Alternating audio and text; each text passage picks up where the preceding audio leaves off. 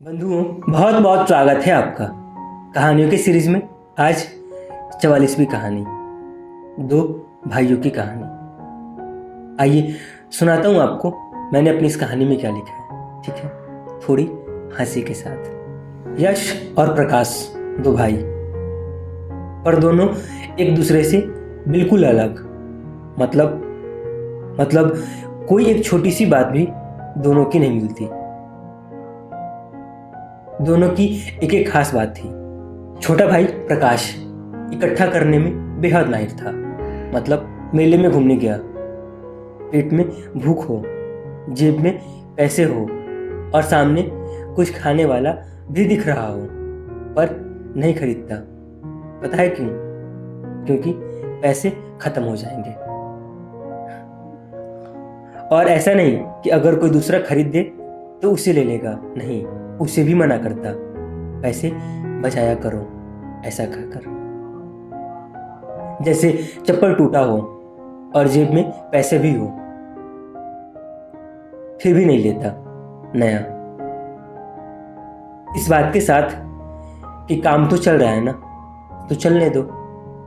पर एक बात और थी उसमें, खुद तो अभाव में रहता, पर घर में किसी को कुछ की भी जरूरत होती और उस जरूरत को पूरा करने के वो काबिल होता, तो बिना किसी से कुछ पूछे, बिना किसी के कुछ कहे, वो जरूरत उसकी पूरी कर देता। यूं तो यश बड़ा था, पर छोटे भाई की एक भी गुण उससे ताल्लुक नहीं रखती। वो तो सिर्फ खुद के लिए जीता। उसे कोई फर्क नहीं पड़ता कि घर में किसे किस चीज की जरूरत है, बस उसे अपनी जरूरत पूरी होनी चाहिए, किसी भी तरह, चाहे जो हो जाए, बिना देर के। यश की एक खास बात थी, उससे पैसे इकट्ठे नहीं होते, पर बचा जरूर लेता, पूरे बारीकी से। मतलब घर में अगर उसे 100 रुपये मिले कुछ सामान लाने के लिए, तो कम से कम 10 रुपये तो आसानी से बचा लेता।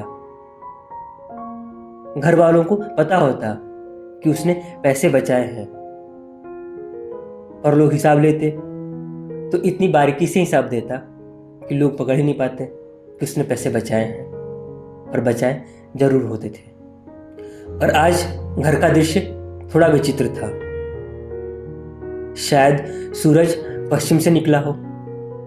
दोनों भाई यश और प्रकाश साथ में बैठे थे। क्योंकि दोनों के करीबी दोस्त राज ने आज एक नया साइकिल खरीदा है। इन दिनों राज से थोड़ी खटपट है, तो उससे बातचीत बंद है।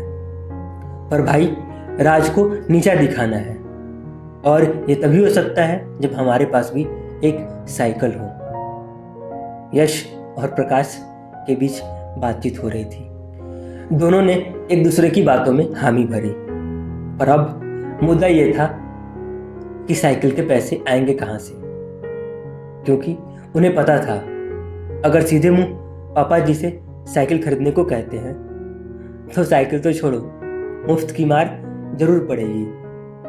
थोड़ी देर तक शांत से बैठने और विचार करने के बाद यश ने कहा, देख भाई प्रकाश, मेरे पास एक प्लान है। प्रकाश ने कहा, बता। यश ने कहा, देख, मैं पैसे बचा लेता हूं और तू इकट्ठे कर लेता है, तो बस इसी बात का फायदा उठाते हैं। मैं पैसे बचा कर तुझे देते जाऊंगा और तू बस उसे इकट्ठा करते जाना।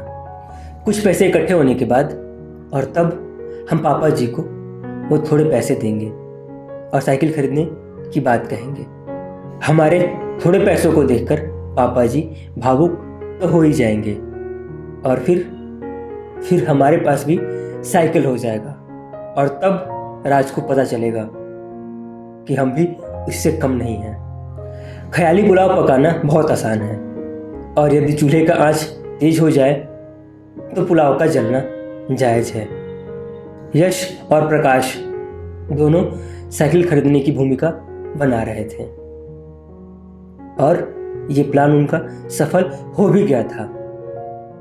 पर वो दोनों इस बात से बिल्कुल ही बेखबर थे कि माँ पीछे छिपकर खड़ी उनकी बातों को सुन रही थी। इधर दोनों की बात पूरी हुई और उधर माँ ने अपने पैर से चप्पल निकाला और दे चप्पल दोनों की खूब कुटाई की, इस बात के साथ कि पढ़ना लिखना तो है नहीं, चले हैं पिता को भावुक करने, साइकिल से चलेंगे, पहले पैदल तो चलना सीख लो।